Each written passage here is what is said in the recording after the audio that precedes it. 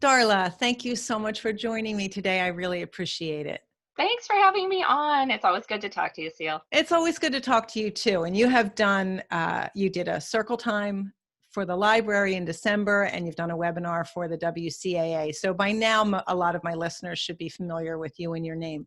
But why don't you tell us a little bit about yourself and your business?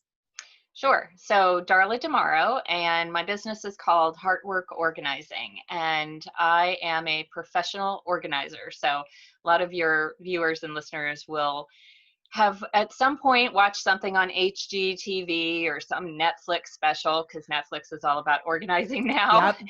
And you see celebrities on there throwing crap out on people's lawns, and that's how they get organized. That is not real life. So I actually have been a full-time professional organizer for nearly 16 years, and I have a staff of employees. They're not subcontractors, and your listeners will understand the difference. Absolutely. And my employees are the best people in the world. We love what we do at Heartwork Organizing. So we actually do four things. We do professional organizing for homeowners and business owners. We do home staging for people who are moving.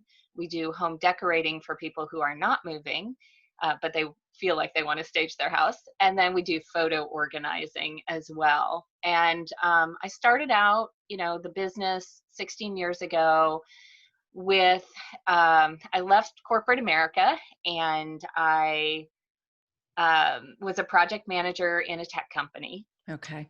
And not that I'm a techie, I'm more of a business person. I love knowing how to create revenue and how to solve problems for clients. And so I left that job and accidentally started my own business. It was really a handyman business, handy woman business, where I went around to neighbors who needed help putting on doorknobs and hanging pictures. And I said, I've been doing that at home for years. Let me help you. And I very quickly, actually within weeks, realized that I could just narrow down into the organizing piece, and Okay. people really needed that. They could find a handyman anywhere, but they couldn't find somebody to come in and organize their kitchen cabinets, and they didn't want to do it. And I love doing it. So it's like a puzzle. You look at a place in your home that's a mess, and you think, oh, I'd rather do anything else, or it's too overwhelming, or where do I start? I look at it like some people look at puzzles, and I know that we can make it better. And I realized that over a number of years, I have a process, a way that I very methodically approach getting Mm-hmm. organized, whether it's space, time, or information. And so I built the business on that. I wrote several books about it, and that's where we are today. We love helping people get organized. And thank you for, again, having me on the podcast, because one of my favorite things to do is help business people get organized. And that it's interesting because I just learned like three or four things about you, and I've known you for a couple of years now. Darla and I are in a group of fellow entrepreneurs, and one of the things I've always admired about you is, first of all, your multi-level thinking. It's not just about finding a place for something, it's finding a way to keep it in that place so you don't reorganize once a year and mess it up for the rest of the Yeah, time. there's no point in getting organized if you're not going to feel like you have a way to stay organized. Right. But it's also your focus that I noticed for homeowners in the paperwork and financial area, as well as business owners. And I've read a couple of your books. I'm a part of your Facebook group, which we'll put a link to in the end. Your method to me has always been kinder and less judgmental than some of the Netflix and HGTV shows that I've Yeah, seen. I would never let those people in my house or my workroom. yeah. But I love the idea of starting with a plan and working through. So I have to ask you, this is going to be a very different podcast because you're not a workroom or a designer, but I want to ask you some of the same questions I asked. So you, like many of us, became an accidental business owner. Absolutely. Did you put together a business plan in the beginning? Yes, I Okay. did, but I didn't know I was going to be a business owner. So when I left the corporation, I left a huge multinational company that we've all heard of.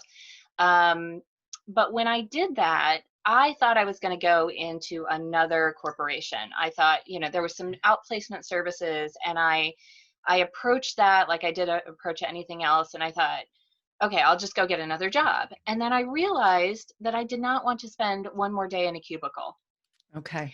So when I left the company, I've, just talked to people, and I found out there was this little group that was forming in the outplacement services that I was being offered. And again, maybe some of the people listening to your podcast are going through this right now, because some of the large companies are, many of them are doing fine, but a lot of them are planning layoffs, Right. massive layoffs, because of the economic situation that we're in because of the pandemic. Right. So if you get outplacement services, take a minute and check in with yourself, and do a gut check and say, what do I want to do with the rest of my life? I was 35 when I, quote unquote, retired. And people who are watching this will see my little air quotes. So, nobody really retires at 35, but I was like, you know what? I'm done doing that.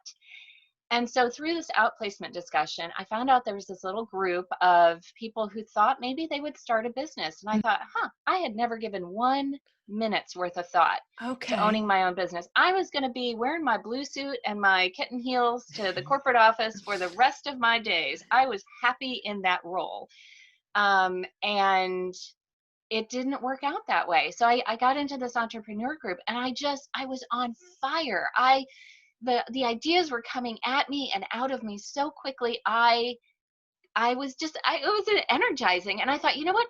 I want to do this. I don't want to drag myself out of bed every morning and think, oh, another hour commute to the office. Right. I want to do this where I can be excited about solving problems and making a change for the people that I'm serving. Mm-hmm. And it's, it sounds a little hokey, but really that's what got me out of bed during that time when I had just lost the most important identity that I had been building for, nearly 20 years.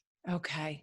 So that it's fascinating because I know that a lot of the people who are in the window treatment and soft furnishings industry left corporate jobs. And like me, I left after my oldest daughter was born and then was home and went, oh, what do I do now? And Right. so accidental business for me as well as many. But it's also the identity part of it. And I think one of the things that we want to talk about today is being able to have organization within the office, within your workroom specifically is where we want to go with this. And whether it's a separate room than your workroom or within your workroom, why it's important and what it can do for you. And you said something about serving people. And I think that so many of us in this industry have that as our guiding principle. It is why most of us get out of bed. We get to make beautiful things and Yes. make people's lives enriched because of it. And I've joked in the past about it not being rocket science, or we're not saving lives, but we are making lives better. And what you do makes people's lives immensely better, because being able to find your keys or your pay stub or whatever it is you're looking for. Or the check that your client just handed you. Yes. You don't want Yes. to lose those No, things, you do folks. You want to not. get it into the bank. That's, Exactly. we get a payday too as entrepreneurs. Exactly.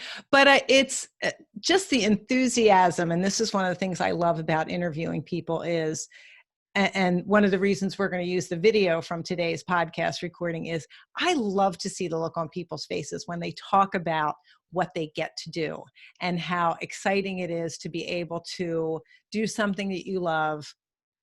And not and the same thing when my older daughter was born, I just assumed I'd be going back to work and put the suit on every morning and out the door, and cried the entire way to work and went, Yep. what am I doing? Yep. And when I stayed home, I went, oh no, what am I doing? I'm bored now. Yeah. So it's I think that the ability to redefine yourself is extremely important, Yeah. and not identify yourself by one portion of your life. And so one of the things that I talked with you about ahead of time is, as creative people, we tend to put ourselves really in a box of, oh, I'm creative, I can't be organized. And Yes. if my workroom isn't a mess, then I'm not being creative. So I'd And like to that's a address total myth, yeah, total myth. so let's address that for a little bit. Yeah. I mean, there's a long history of artists who were crazy messy, but they knew that the best work could be done if people around them were keeping them organized, or if they built a discipline to keep themselves organized. I mean, Hmm. this is writers and some of the painters, the names that you know, and I'm not in the art world, but so I won't try and rattle them off. But some of what we think of as the masters of the ancient art world, they had understudies and assistants whose Yes. entire job was to keep that person, that master, organized And on so track. that they could do their best work. Right? Yes. It's hard to paint if all of your paintbrushes are globbed up with dried paint. Right? Hmm. So and not everybody has had an assistant to Right. keep them organized. The people who are listening today will not have that. So how do you do it? Well, you build that discipline into your life. Hey, you don't have to be an organized person, but coming back to why you're in business, you may love, your face lights up when you talk about being able to create the art that is window treatments. My face lights up when I talk about creating an organized room like the one you see behind me, and we'll talk about that in a minute. But at the end of the day, we're not in business just for that. We are in business to collect a paycheck, to Right. pay our bills, to sustain our family. I talk about in my very first book, it was called The Pregnant Entrepreneur. We're not going to talk about that one much today, but I talk about the fact that even a small business is a business. Right. And if you treat it professionally, it can actually add a lot to your bottom line, your family's financial bottom Hmm. line, beyond a relatively small paycheck that you may be drawing from it. Because Right. the American tax system can give you a lot of tax benefits if you are treating your business professionally and taking care of the bookkeeping, which, let's be honest, you did not get into window treatments in order to become a bookkeeper. I did not. I did not. But when it's you, especially when you're starting out, you have to do that. I got into bookkeeping myself as an organizer because I was too cheap to pay a bookkeeper. And then when I did, I had 3 bookkeepers right in a row that were terrible. And I knew more about bookkeeping than they did. And so I took it back, and that was a choice that I made. Hmm. But still, if you don't love that piece of the business, if you don't love an administration part of the business, and you love to create, you love to satisfy clients, you love to put those window treatments up on the wall and stand back and look and say, see, isn't it beautiful? And take the pictures and post them on social, or just take them and keep them for yourself. Those are the things that do get us out of bed in the morning. And that's, the I'm sure, Seal, if you look back at the very first window treatment that you gave to a client, it was probably, Yeah. you'd probably look back and think, oh, well, that's embarrassing. Yes, You know, I've talked about that multiple times. I have not been in any clients' houses recently where I did work years and years before, but I do remember going and going, could we work on that one yeah, next? Because yeah. I'm Could not I proud of that one. get a Yeah, do-over? yeah, So we're constantly learning. We're constantly yeah. improving on our own craft. We need to, also take a little slice of our brain and make sure that we're constantly improving on our business as well. And Right. part of that is organizing and bringing it back to what you said. In order to do your best work, you need to be at least a little organized, and hopefully very organized. I I remember the first time the concept was presented to me that by being more organized, I could be more creative. That if I put some processes into place that allowed me to find the check that I was given for the Yes. work that I had done, or that my ordering processes were better so that when I got a job, the lining actually was already in my workroom, not, oh no, I have to have this done in 3 days and I have no lining. Those were the things that I have to say, despite some of my personality traits, I forced myself to do because the anxiety it produced by not being ready or effective or on time or any of those things was too great Yeah. to continue that way. Yeah. So what I'd love to talk about is what are some of the things that you see business owners do that they shouldn't be doing, or some of the first things you think a business owner should be doing to help themselves on this path? So you just said a word which is kind of jargon, and that's where a lot of people go off the rails right away, and that is process. Mm-hmm. And if you come from corporate, right, process is a thing that you do. Right. It's something that corporations know can create um, continuity and repeatable and a process that people expect, or an outcome that people expect. Right. So, but if you're not from the corporate world, you think, oh, process, I don't know anything about that. Is there a right way to make one? Do I Yeah. have to write it down? What is that? But really, I talk about systems. And what I found was that I was coming in and helping people, helping these business owners, helping people that are listening to this. I was helping them with the same thing every single time. And a lot of times there's a lot of embarrassment and shame around saying, oh, I'm having this problem. And I just, encourage people to like chuck that out the window. Because if you're going to be in business, you have to be asking questions and learning all the time, or you're going to hamper your own success. A lot of times I want people to get out of their own way Right. so that Yes. they can be Yes. successful, right? Yeah. So what I did is I did this naturally because I'm a process person, but I codified this sort and succeed process. Mm-hmm. And I put it into a little acronym so that people can remember it. And hopefully, if they don't remember a year from now my name or my company name, or where they even heard this podcast, they will at least remember, oh, sort. It had something to do with sort. And that SORT stands for the first 4 steps in the process, and then succeed is the 5th step in the process. But also, who doesn't like to succeed? That's what we want to do. Right. So sort and succeed is something that you can use when you are organizing your office, or when you're organizing your to-do list, which is kind of, paperwork, but also kind of process. And it's Mm-hmm. all that stuff that gets, keeps you up at night. And also when you're organizing paperwork and digital files. And those are 2 really big bugaboos for people. So sort and succeed, just really quickly, the 5 steps are: step number 1 is to start. And I like people to start with a written plan that's 5 words or less. So you don't have to, ruminate about it. You don't have to keep writing, oh, I'm going to do this. You don't have to have a page long explanation of what you're going to organize, but you do need to write it down so that it helps you stay focused and it helps you actually get the work done. So that's step number 1. Step number 2 is to organize into groups, or organize like things together. And we Mm-hmm. all know how to do that. In a workroom, you can very easily organize the trim from the buttons or the zippers, or the interface from the decorative fabric, or fabric that you've used and you're keeping some of the scraps versus. Oh no! Oh, we don't do that. I don't know what Yeah, you're none of talking about, that. darling. So so organizing is easy. A 2-year-old likes to do it. A 2-year-old can do it. But then you get into step 3, which is reduce, release, and reset. And the reason we do step 3 instead of on step 2 is because once you've organized things into groups, your brain will very easily help you decide what to get rid of. Okay. Organizing is not the process of getting rid of things, believe it or not. We'll talk hopefully more about that as well. This cycle of purge, buy, purge, buy, purge, buy has got to stop. It's Right. not good for anybody. It's not good for our wallets, for the earth, for our mental health.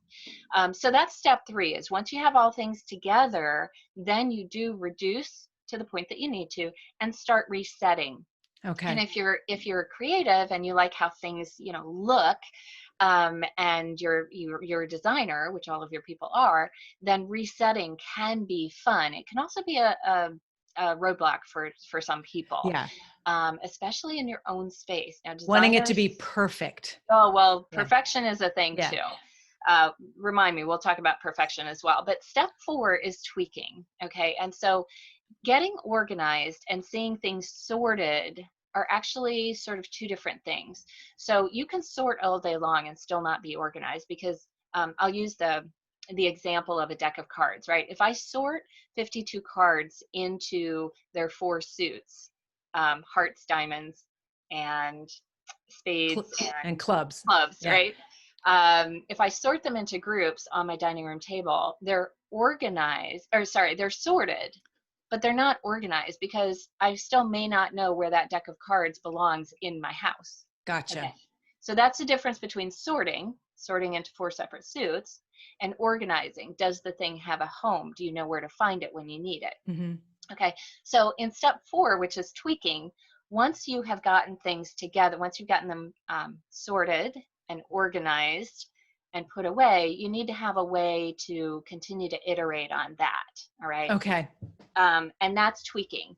And that is, if we're going to buy anything to organize, that's when you get to buy it. You notice I did not say run to Target and buy organizing crap. Yes. By Yes. step 1, 2, or 3. So you organize first, and then you maximize and optimize and make things prettier, and maybe invest in some specialized equipment.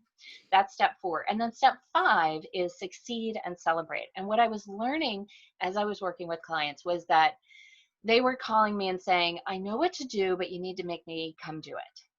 And it was just really funny because the people that I work with are you and me, Seal. They are very successful people. They're doctors, they're lawyers, they're nurses, they are researchers and authors, and these people are smart. Okay. Mm-hmm. I don't work with boring or dumb people. I just don't. There aren't any of them who call me and say, I want to be better, I want to be organized. Right. So the people I work with are whip smart. And what I found was that they were getting to the end of an organizing project and going, okay, let's do the next one. Like, no, let's take a moment to celebrate and give yourself a reward. Right.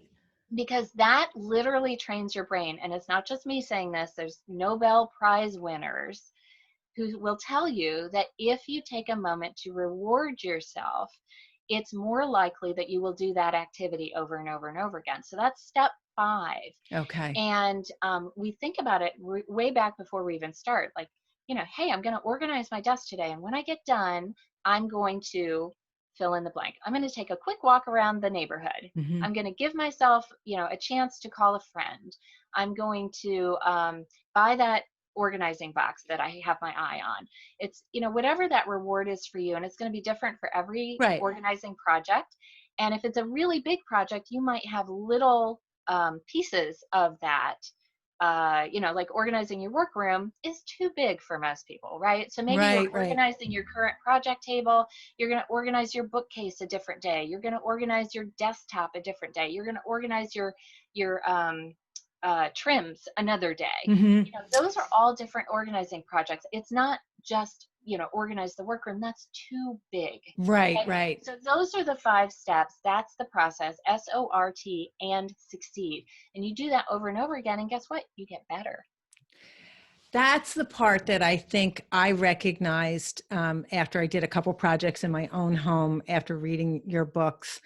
And I realized that we can talk about perfectionism now, that idea of I have to do it right the first time. And the upkeep, I think that like a lot of things we go into, we have the intention of keeping things a certain way. We have, good intentions of exercising and eating well and all those things. But if we don't build the habits that support us in that, then it's impossible to do the upkeep. And that's why I think we find ourselves organizing the same spot over and over and over again. Yeah. Well, and I always say I can pick out a perfectionist from 20 feet away because their space is usually the least organized. Yes. Because there is this tendency to say, if I can't do it perfectly, I'm just not going to do it. And let me go play in the garden instead, or, whatever. Yes. But organizing is not a once and done. It's like brushing your teeth. You would never say, oh, I go to the dentist twice a year, I'm good. Right. Right. We have all, and we were talking before, I have young children. So, mm-hmm. It's a process to get your kids to brush their teeth twice a day, right? If you can get them to brush their teeth once a day, that's great. If you can get them to twice a day, okay, that's like an advanced skill. And twice a day without telling them, that's your goal. You have succeeded. Yeah. So, but think about it. Brushing your teeth takes what, 2 minutes? Mm-hmm. And you and I, in our advanced age, we wouldn't think of going to bed without brushing our teeth. It would just Right. not happen. Right. But we're not ever going to say, "Oh, I did that, 6 months ago, so I'm organized." Or Right. organizing is the same way, right? Organizing is 2 minutes a day. It shouldn't be this huge project, but it should be the sort and succeed process every time, right? Oh, I Right. have a pile of papers on my desk. By the way, I have a pile of papers on my desk right this moment. It's, as an entrepreneur, we're not going for magazine pretty, Right. right? We're going for useful. We're going for functional. So if you have a pile of papers on your desk, that's okay. That doesn't mean that you failed. But if you need an entire day to put that pile of papers in your filing cabinet or wherever it needs to go, then your processes aren't as smooth as they need to be, right? Mm-hmm. So I have a pile of papers. It's probably, I don't know, an inch thick. And I could probably put that away in about 2 minutes if I had to. Now, Okay. these are All things right. I'm working on today, right? That's different than a pile of papers that's like this, and I have no stinking idea what's Yeah. in there, right? Yeah. Or there's definitely active clients in there and I can't get to them because I can't find a day, take a day out of my life to organize. That's not what we want to be. That's not the Right. healthy part of where we want to be. Where we want to be is an organized, mostly organized room where you can work on your current projects. I don't want you to have to move stuff to get to the stuff that you needed to get to the stuff that you need to work on for the client right now Right. that is Right. willing to hand you a check if you could just finish the project, Right. right? Right. That describes my workroom way too many times. Not right now, but way too many times. Yes. So let's say you have some office space within your working workroom. Right. And, I think initially I never thought about trying to make my workroom pretty. When I had a sewing room and sewing was a hobby, Mm-hmm. I did sort of look for it to be pretty and a place that I like to be and hang out and spend time when I had it, which wasn't often enough. But now I really do look at my workroom as what is the efficiency? What's the best way for it to be? Would it be nice if I had pretty things? I guess so. But I honestly, I'm really more concerned about getting the projects done and out the door. Right. So when you're trying to organize space like that, what kind of recommendations do you have for us to be able So, to do yeah, that? make it pretty if you can, but don't get fixated on that. Okay. Okay. What you want to do. Okay. So let's talk about my office, right? Just for a second. This is really my office. This is a working office. You can see there's another chair in the background. I often have my assistant in here wearing masks these days. We're about 8 feet away Okay. if she's on that side. But, I have a project table over here. Hmm. It's a drop leaf table, so when I need the space, I can collapse it just a little bit. But it's pretty much been there for the last couple of years. I've been in this office now about 11 years, Okay. and when I moved in, it was dark paneling. It was really very masculine. It was very ugly. I painted it early. It took me about a year, but I finally painted it. This built-in bookcase is a workhorse. Um, there's all sorts of things back there. See, you were laughing earlier when I said I have some of the newspaper clippings from the very first articles that my business appeared in back in the newspapers in 15, 16 years ago. They're stored back here. You would never know. Right. And over here, I have active projects, active photo organizing projects that I'm working on for clients right now. I did not actually pretty this up for you. This is pretty much how it works, how it looks right now. Hmm. And I made a choice. Now, if Good Morning America calls me tomorrow and wants to do a shoot, which has happened, I I know will it has. I will probably pretty this up a little bit more, and it'll look a little bit more magazine-like. But I mean, this is these white binders back here. This is where all of my tax paperwork lives. I mean, I'm Okay. in and out of that 3 times a week. I cut my, where my payroll lives and all of that stuff. But these are little things that you can do over time. So on day one, I did not move into this house and say, I'm going to spend a month and make this, current and my color scheme. I didn't even know what my color scheme really was going to be for this Right. room, 10 years ago. It evolved over time. I happen to love this blue color, this sort of blue tealy color. And I over time I built in and I found products and I kind of simplified to the white with one color. Hmm. And so I don't want people to look at my office and say, either A, that looks unrealistic because it looks too pretty. No, this is a working office. There's tons and tons of stuff that's stored in here. I just store it in I hide it in plain sight. Right. And the other thing is, I don't want people to say, "Oh, she's obviously spent a lot on this," because I do, these photo boxes back here that I'm Yeah. pointing at. These are, you see them all over the place. They look like little shoe boxes or Hmm. photo organizing boxes. Don't put photos in them. They're actually terrible for photos. They will hurt your photos. But I store things like business cards and checkbooks and product samples. I'm a designer too, so I have a handful of samples that, believe it or not, is one of these. One of them is actually when my assistant sits over there. That's where she puts all her post-it notes and her pens and scissors and tape and all that. So one of them kind of acts like a drawer. Right. So there's all these. Oh, and I was going to tell you, these binders here. When I decided that I was going to put some things in and I'm a binder gal, so there's no shame in that. Yes, Right. a lot of information is on your computer, and it should be, but there's some things that have to be printed out and that I have to have quick access to. So I put a call out on FreeCycle back in the day, about 8 years ago, and I said I would love to have white binders, because do you know how much binders cost? Oh, they're expensive now. They're Yes. expensive, between like $6 and $12 Yeah. each. Yeah. So I've got, a boatload of them back there. So I put the call out on FreeCycle and I said, I'm looking for white binders. And guess what? Somebody had like 15 of them to give away. Wow. So, so use all your resources. Use these sites that are out there and put the call out and say, I'm looking for, Hmm. or look at, these are IKEA white bins. And, when you simplify your color scheme to white or black, doesn't matter, or gray, whatever your color, Right. sort of your neutral on that color scheme is, then just start being really particular about what you buy and you bring in. And like I said, there's tons of actual operating stuff here in the office that is Right. hidden right in plain sight.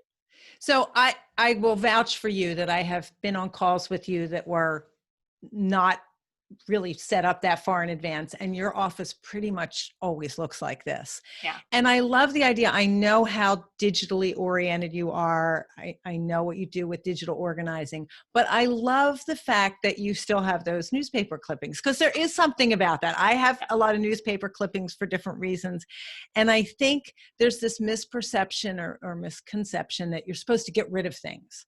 And you have all those things digital, but it brings you some joy to see those newspaper articles. And so they're still there, but they're not pinned to a bulletin board with the edges curling. Yeah. They're in a place where they can be enjoyed but protected. Yeah. And It literally takes up about this much. It's one of those mhm, magazine organizers back here that I custom covered so that it fit in with my color scheme. But right, yeah, I walk into offices where women especially, because our, both of our industries are heavily weighted towards women, and we love all the guys that are here with us, but right, let's be honest, it's a lot of women. And I walk into rooms, and there's these, just piles or entire bookcases that have a thick, layer of dust on them. They haven't been touched in years. And people are saying, but I can't get rid of that because that proves that I did XYZ. And yes, I wrote yes. an article not long ago, and the title of it was called "Paper is Not Proof." I'm going to put a link to that, Darla, because I think I sent you an email after I read it. That was incredible. And it was empowering for me to read that. I want people to take the time to read that. I'll put a Good. link Well, to it. it came from my interaction with a woman who's in a creative industry like ours, and she literally said that to me. I'm keeping all this paper to prove how I've spent my life and that I was doing things that were worth doing even when I wasn't maybe earning the paycheck that I wanted to be earning. And I Okay. said to her, "Girlfriend, your proof is in, your life. It's Yeah. not in these piles of paper that are holding you back. Your proof is in your adult children. Hmm. Your proof is in the beautiful house that you live in now, and the business that you've run for the last 20 years. Right. Your proof is not in the clutter." Right. And I really recommend that people take the time to read that article. Like I said, it was empowering for me to read that. So I love that you mentioned this didn't happen overnight. You didn't lock yourself into this office and make it look a certain way. It was an evolution and an iteration. It happened a little bit at a time. Yes. For me personally, sometimes when things are out of sight, they're out of mind. Mm-hmm. On the other hand, a lot of the things that I use can't be out in front of me all the time. Yeah. So I have used those magazine files for a few things. Love them.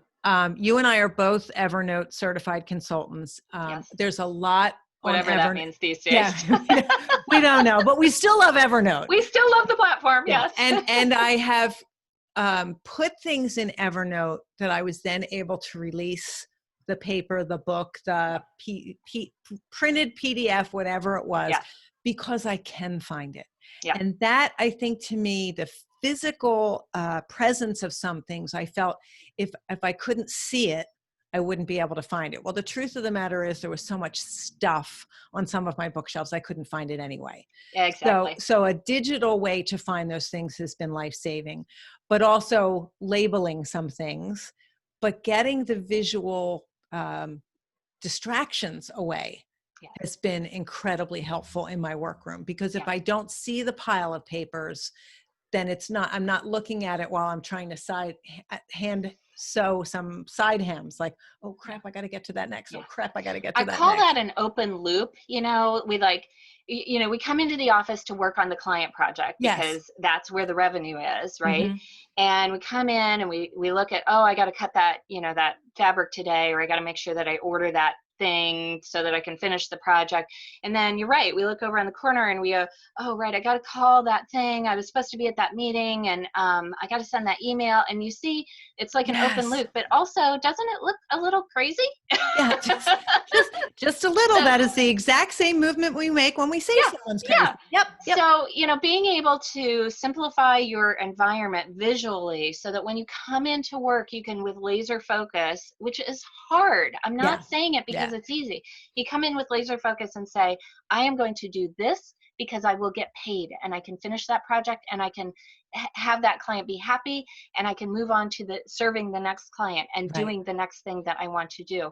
Now, there are days when you just have to sit down and do the administrative things, but I tell people, one of the easiest ways to be successful in getting organized, by the way, is to separate your paperwork and you're organizing the things. So if there are things in your office or on your desk that you need to organize, handle the things. And by things, I could mean anything like books or, crap your kids leave. I've said crap on this podcast now 3 times. I don't usually talk like that, but sometimes it is. Yeah. But you walk into your office and you're like, how did the brownie uniform get in here? Or how did I've got something that came in the mail. Maybe I need to return it. And all this stuff ends up in your office. That's what I mean by things. Okay. Right. Versus the paper. Because what I find is that the things you can often organize, you can handle them and organize them very quickly. And the paper, sometimes it just takes sitting down, and it's like 2 different railroad tracks in your mind. It's 2 different tracks that you are literally on when you're dealing with these kinds of things. And then for us, we have a third kind of track, which is client projects, right? So don't come into the office and pick up a client project and think you're going to work on that, or organize it, and then organize your things, organize your paper all in the same 5 minutes, because it doesn't happen. Separate them out, give yourself some time. And that is usually the missing element in getting organized, right? So we talk about systems in getting organized.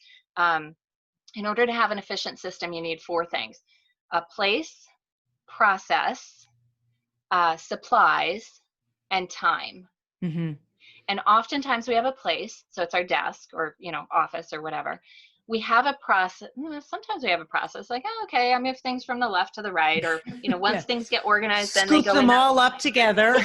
That's called the stash and dash. We don't do that. No. But maybe we don't have a process. Maybe we need to sit down and figure out what the process should be. I have employees and they keep me honest, like, we don't have a process for that. Oh, right. Okay. Let's talk about it. Let's figure out exactly what the process should be. And if you don't have employees, call a buddy and say, hey, how do you do this? When you get a shipment in, what exactly do you do so you don't lose it or it doesn't get buried or whatever? And then supplies. So, scissors or Post-it notes or, your favorite scissors or whatever. Yeah. If you're going to label things, Seal, you said that a second ago, if you're going to label things, guess what? That means you need to have labels, Right. right? And you need to have labels that are easy to use. So if you bought labels that are not easy to use, throw them out and buy ones that are easier to use. So that's the supplies. But then the missing element is often time. Mm-hmm.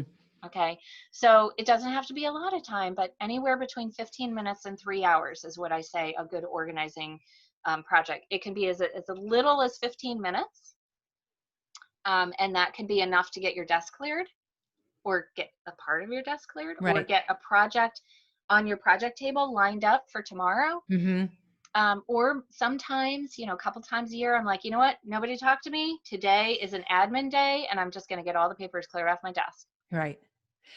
It's interesting. I've learned a lot about time blocking and have worked on that quite a bit. And sometimes they're like, okay, there's no more room in my week. However, I need to find a block of time to work on blank. Yeah.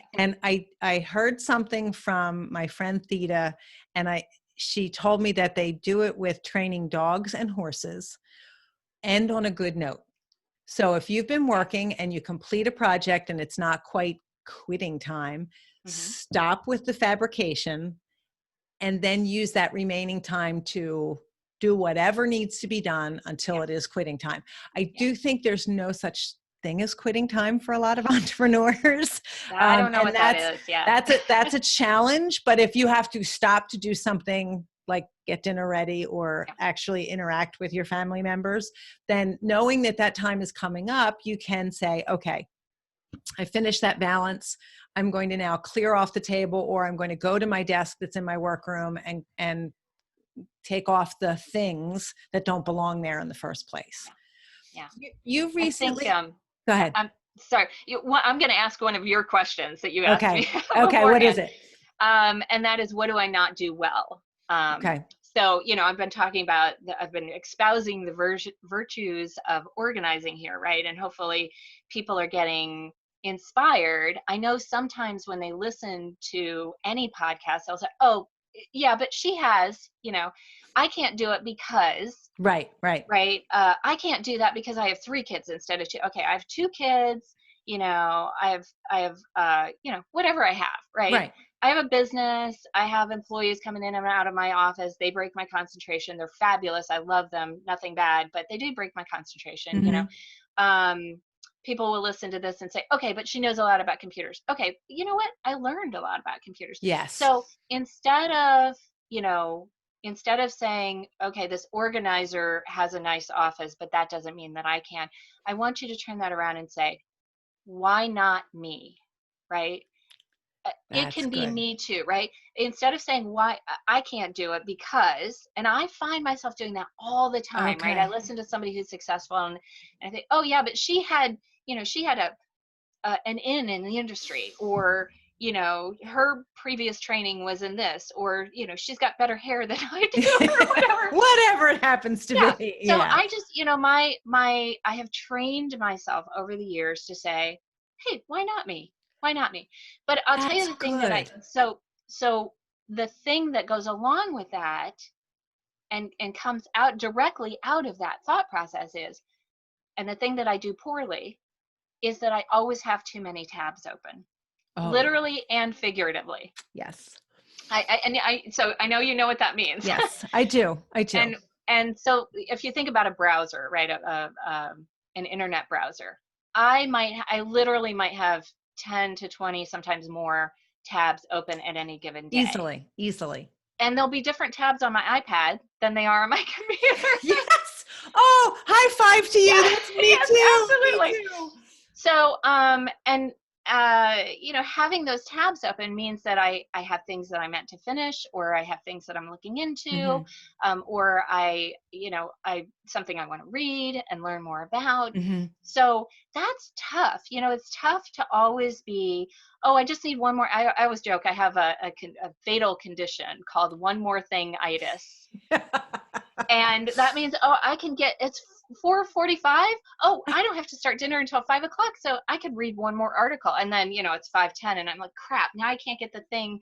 There's Yes. number 4. I said it.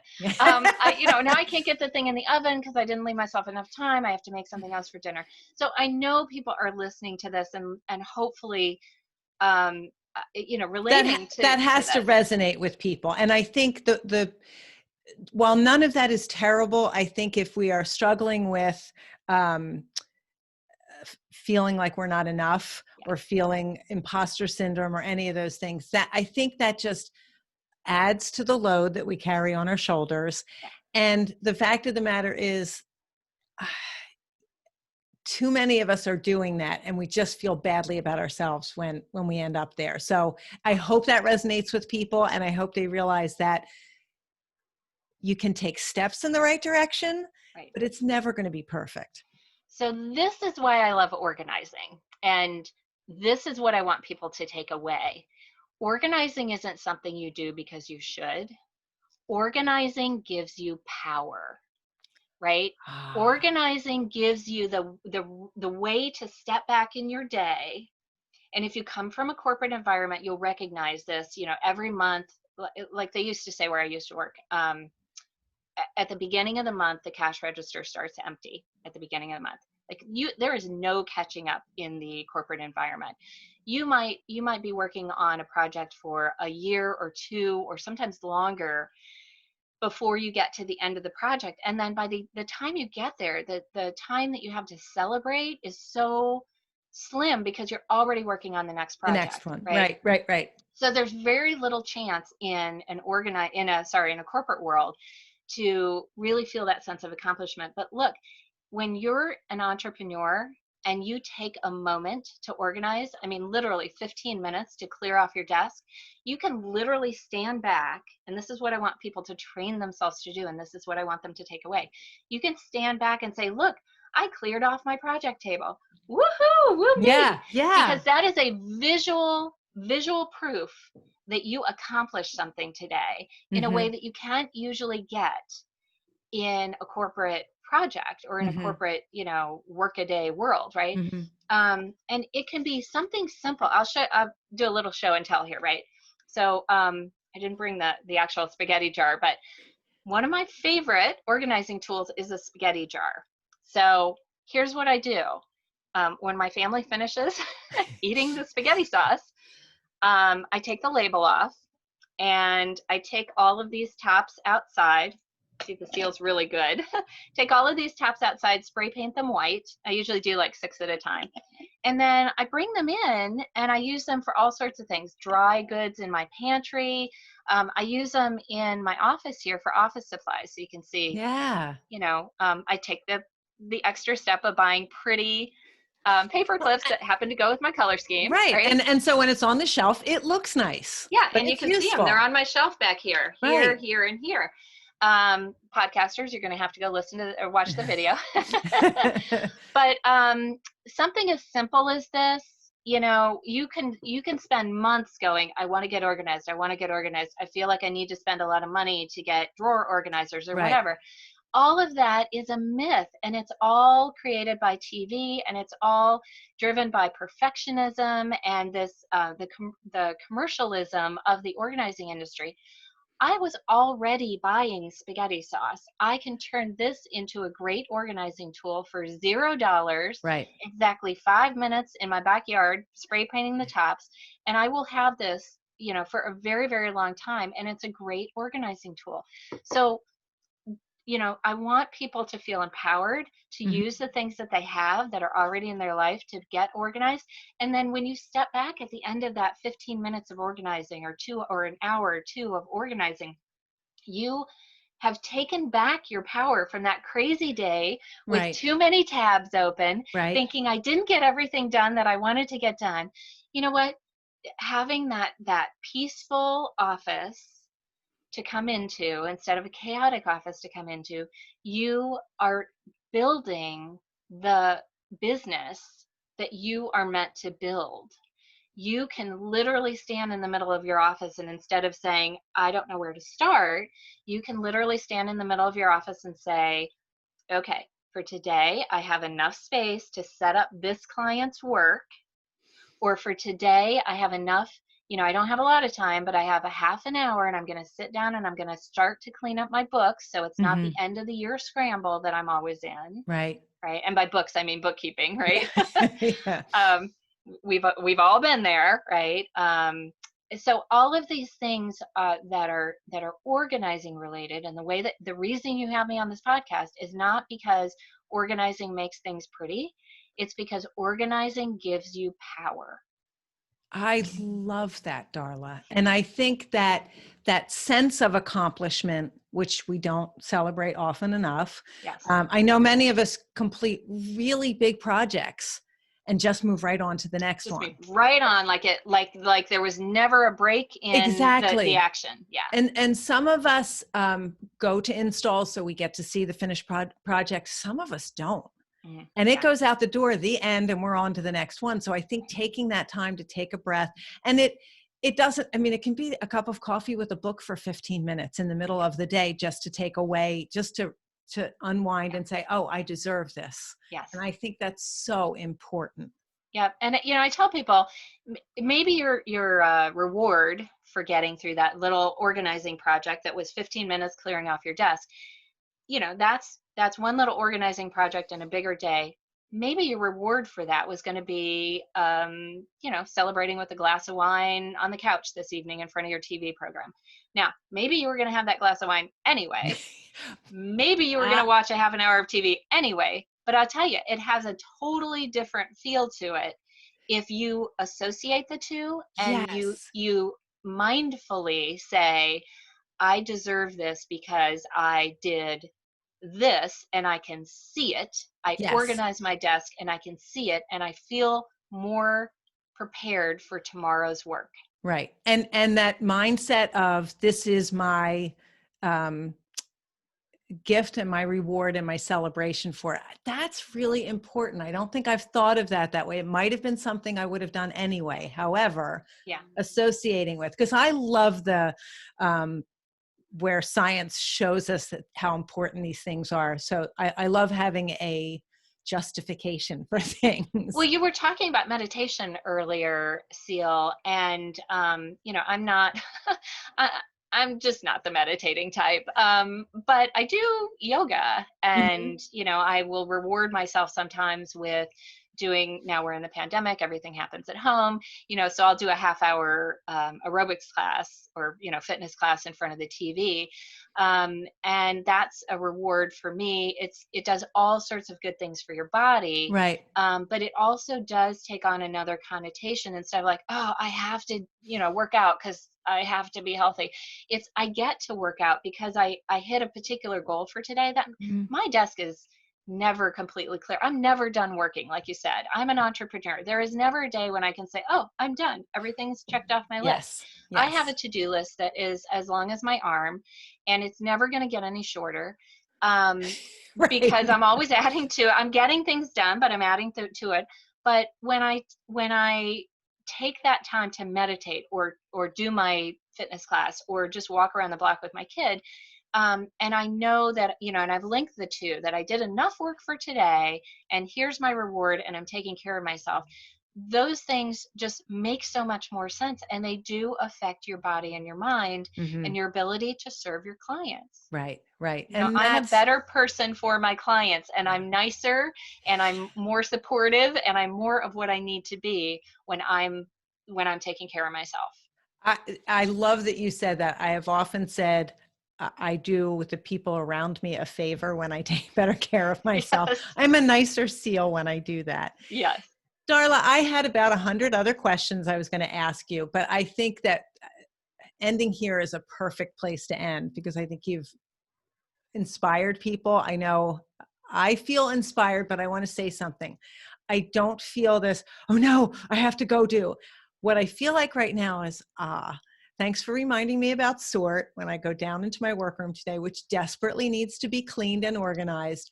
I'm going to do what I can today and be ready for tomorrow and get as much done as possible, but not make it a perfectionist nightmare down there.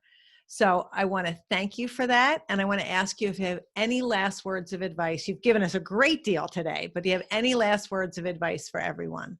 Just, sort and succeed, right? So this system that I've built, it's available in all 3 books, which you'll probably put in a link. I absolutely um, will.